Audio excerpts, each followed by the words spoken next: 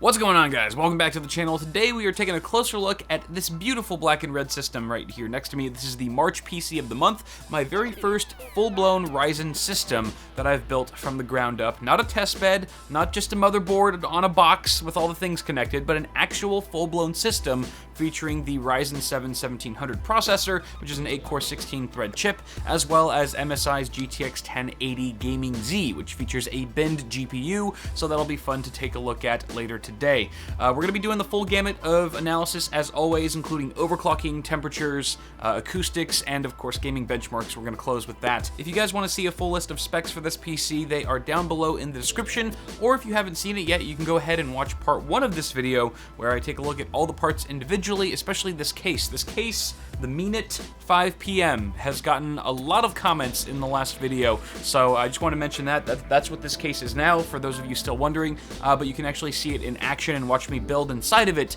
in part 1. So I'm going to link that somewhere. I probably already have. Go ahead and check that out. Watch me assemble the damn thing and take a closer look at the individual parts. But let's go ahead and get started with overclocking. So we've got the R7 1700 in there, which is a pretty decent overclocker, right? I mean, it's actually that chip that is almost on par in terms of performance with the 1800, with just a little bit of fine tuning, and you get to pay a lot less for it as well. So it's been a crowd favorite so far in the Ryzen series, the Ryzen family, and I was actually able to take it to 3.8 gigahertz without touching the V-core. I was doing a little something different today. I was gonna see how far I could push the chip without actually adjusting any of the voltage parameters. So that's what we're running at right now. As far as the graphics card goes, we got the GTX 1080 Gaming Z in there, of course, and I was able to only crank out about 50 megahertz on the core clock, because it is already pushed balls to the wall by MSI. This is like literally like their flagship card right now, apart from the GTX 1080 Ti that's going to be coming out very shortly. So only a 50 megahertz offset on the core clock. We were able to get away a little bit more with the memory clock, dialing in a 300 megahertz offset, taking us to 1339 megahertz overall. As for the core clock, we hit a maximum frequency of 2088 megahertz. However, once the temperature started rising under load, we saw that drop down to a more consistent and stable 2050 megahertz, which still isn't half bad at all. Now, as you might expect, after overclocking our processor and our graphics card, we did introduce a bit more heat into the equation, but not much. So for our R7 1700, that was only hitting up to 55 degrees Celsius, and that was with an ambient temperature in my room of about 28, I believe. 28 degrees Celsius is what it remained throughout yesterday's testing, is when I was doing all these benchmarks, which is great. 55 degrees C is not bad at all, especially under load, overclocked to nearly 4 gigahertz. And I gotta give some praise to that knock to a cooler doing a bang-up job of keeping thermals in check, the NH-U12S. Or is it U12S? I don't think it really matters, but it's a really fantastic cooler. It doesn't have the fattiest heatsink on it, the beat sink. It doesn't have a huge heatsink on it or anything. It's only got a single 120mm fan,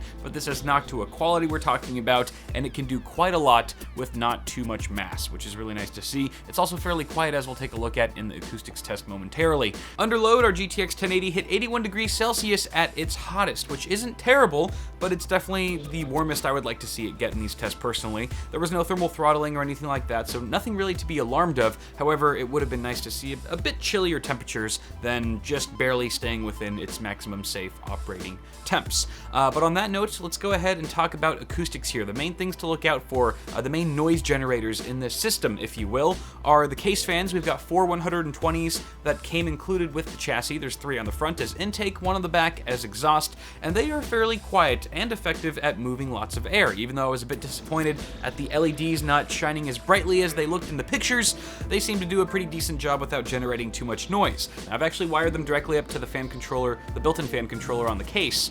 There's 3 levels there. There's off, which is, I'm pretty sure, 0 RPM, and then we've got low and high. I've actually decided to run the fans all at the high setting throughout the entirety of today's tests, and I don't know exactly what the RPM range is on that. I would guess anywhere from 1800 to 2200 RPM, thereabouts, but it's fairly quiet, so that's good. And we've also got the fan on the CPU cooler. That's just running at an auto fan curve right out of the box. We've also got 2 fans on the GTX 1080, of course. Again, those are running at the auto fan curve out of the box as well. So, without further ado, ladies and gentlemen, here's a quick idle and load comparison temperature acoustics test for this particular PC.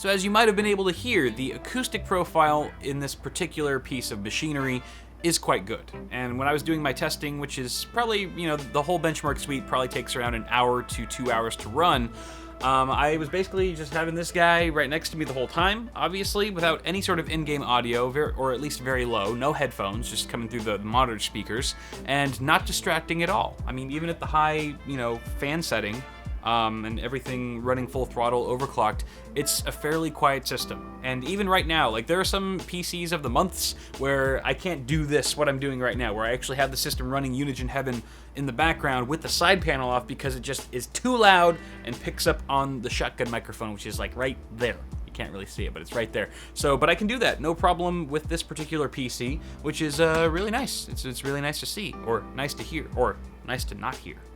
So I think on that note, ladies and gentlemen, let's go ahead and kick it off with some gaming benchmarks, because I know you guys are really curious to see those. I tested all 3 resolutions here. I wanted to do 1080p, 2560 by 1440, as well as 4K, even though 4K is a little bit ballsy since this is only a GTX 1080. You really kind of need a TI if you want to push over 60 FPS consistently with AAA ultra settings and all that. Oops, sorry, snagged on the microphone wire.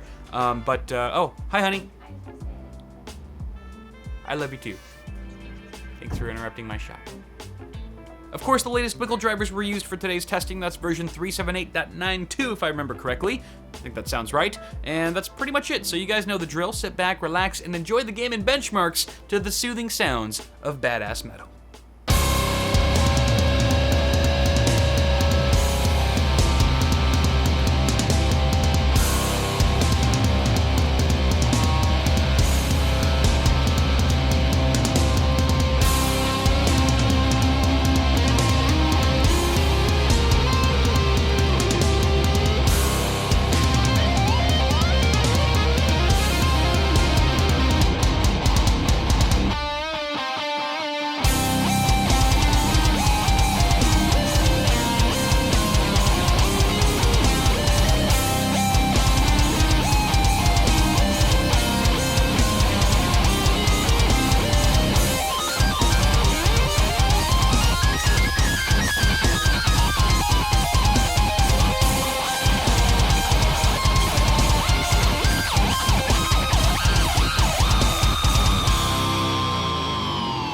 Alright, so there you guys have the results. This system is definitely no slouch, especially when it comes to the lower resolutions of 1080 and 1440p. Again, I did mention that this probably wasn't going to be a 4K crusher, and it definitely wasn't.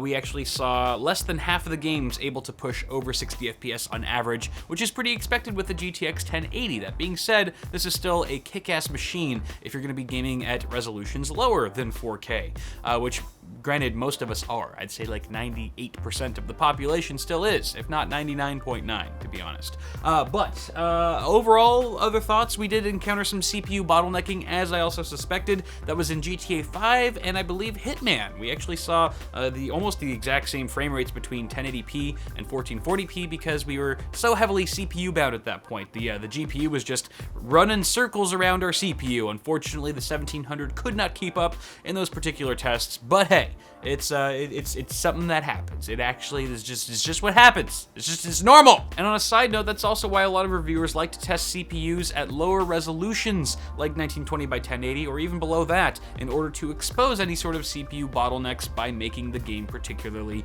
CPU bound. It's science. Yes. Overall, getting back on track here, a very fast system. I added the parts up in my head really quick. I don't know how accurate it is, but I would say anywhere between $1,300 to $1,500 for this particular PC, depending on where you buy all your parts from and when. So overall, very formidable. Thank you, Mr. Ryzen PC, for being fast and looking cool. And thank you guys for watching this video. I think this is where I'm gonna wrap it all up. So if you enjoyed it, go ahead and please toss me a like on it. It helps me a lot. And also feel free to leave some feedback in the comments below with what you think about this particular system. And I wanna see a show of hands. Which of you in the crowd are running Ryzen CPUs right now? I'd love to hear all about it down below. But that's gonna do it for now, guys. Also, feel free to check out Bitwit Ultra. I'll put a link somewhere, which is my early access ad-free channel, which is only $1.50 a month. I know I'm selling myself a little short, but it's all the same stuff that you see on here, just a week early, so go ahead and check that out. It's super dirt cheap, and yeah, buy stuff in the store, all that jazz, and I'm gonna go edit this video now. So, have a good one. I'll see y'all in the next video. That was a really bad outro. Should I redo it? No. No, I shouldn't.